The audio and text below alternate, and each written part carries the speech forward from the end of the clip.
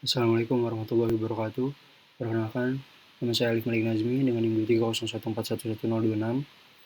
Di sini saya akan menjelaskan poin kedua untuk melanjutkan video saya yang sebelumnya, yang masih sama dengan tema kebijakan.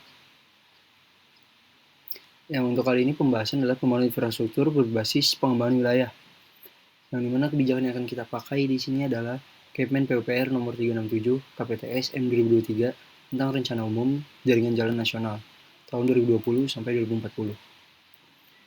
Ini sama aspek pentingnya, mungkin bisa dibaca. Lalu untuk dasar kebijakannya sendiri, mulai dari alasan dibentuk dan dasar hukumnya, dari Kepmen PUPR nomor 367 KPTS M 2023 ini, yang pertama itu untuk alasan sendiri, untuk menetapkan arah pembangunan jalan nasional, yang dimana jadi pembangunannya itu kedepannya tidak sporadis dan tetap terencana gitu. Lalu yang kedua, menggantikan Kepmen lama, yang dimana 567 tahun 2020. Kenapa diganti? Ini disesuaikan dengan target pembangunan terbaru dan proyeksi untuk kebutuhan transportasi ke depannya. Lalu yang ketiga, mendukung pemerataan pembangunan wilayah, yang dimana di sini itu termasuk Indonesia bagian timur, daerah-daerah perbatasan, dan juga kawasan-kawasan strategis lainnya. Lalu yang keempat adalah menjamin integrasi antar moda transportasi, yang dimana jalan tol dan non-tol harus terhubung dengan pelabuhan, bandara, dan kawasan industri. Lalu juga ada mengadopsi prinsip global, yang dimana SDGs, Green Infrastructure, dan konsep Infrastructure for All. Untuk dasar hukumnya sendiri, itu ada Undang-Undang Nomor 38 Tahun 2004 tentang jalan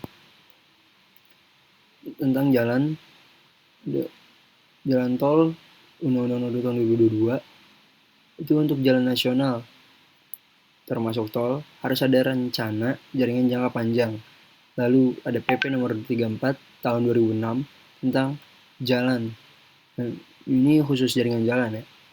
Itu mewajibkan adanya rencana umum jaringan jalan nasional atau RUJPN, di mana RPJPN 2005 sampai 2025 dan RPJMN tahun 2020 sampai 2024.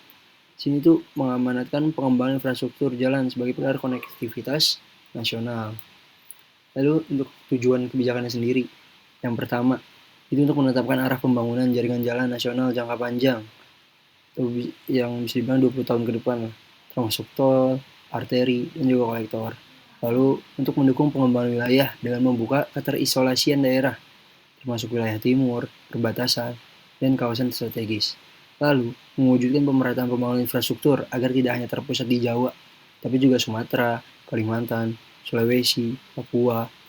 Lalu juga yang keempat, untuk mengintegrasikan jalan nasional dan jalan tol dengan pelabuhan, bandara, kawasan industri, KEK, dan pusat pertumbuhan ekonomi lainnya.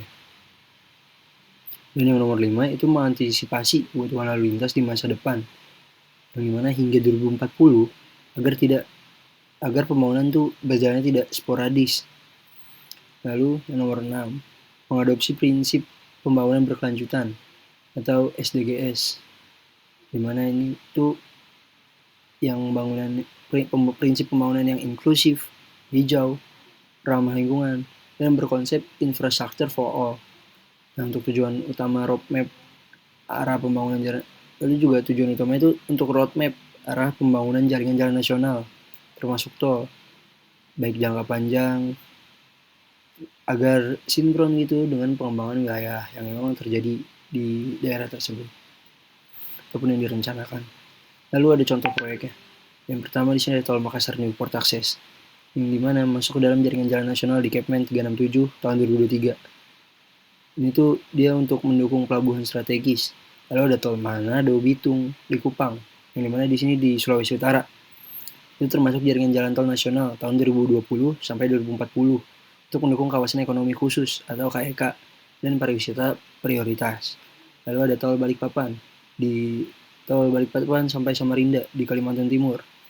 Itu juga ditulis dalam peta jalan RUJPN itu sebagai koneksi utama menuju IKN. Lalu juga ada tol Sentul dan Karawang atau JOR 3, di mana tol ini itu dalam rencana pengembangan jaringan jalan nasional tahun 2040 itu untuk melengkapi jalan lingkar luar Jakarta. Mungkin itu saja yang dapat saya sampaikan mengenai kebijakan yang nomor 2. Kurang lebihnya mohon maaf. Wassalamualaikum warahmatullahi wabarakatuh.